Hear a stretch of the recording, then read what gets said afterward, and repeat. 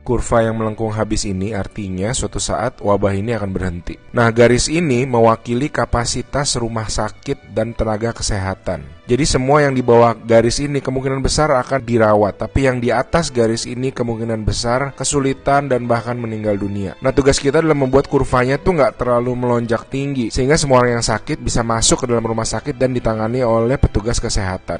Jadi gimana caranya membuat kurva ini menjadi landai? Orang itu sakit nularin orang lain. Nah, orang yang sudah sembuh, tubuhnya jadi punya imunitas, sehingga kemungkinan dia tertular lagi itu kecil atau hampir nggak ada. Sehingga caranya sebuah wabah apapun itu dari zaman dulu berhenti adalah ketika cukup banyak orang kena virusnya, lalu menjadi imun sehingga virusnya nggak bisa punya orang untuk ditularin lagi. Nah, kenapa selama ini kita perlu banget namanya social distancing atau ngejauhin diri? Animasi ini bagus banget. Ini contoh kalau semua orang bergerak bebas seperti biasa, nggak ada pikiran, semua tetap pergi konser, pergi jalan-jalan. Ini akan terjadi. Satu orang akan menularkan semua orang berbarengan, dan itu yang berbahaya. Seperti tadi kita ngelihat kurvanya ya. Pada akhirnya akan lewat dan pada akhirnya semua orang akan sembuh. Tapi karena kurvanya tinggi, banyak orang akan mati dalam prosesnya. Nah, yang terjadi di Cina dengan adanya lockdown, ditutup, membuat orang tidak sakit sekaligus berbarengan. Jadi kurvanya lebih landai kalau kalian lihat, sehingga memberi waktu untuk orang-orang menjadi sembuh dan akhirnya bisa melandaikan kurvanya.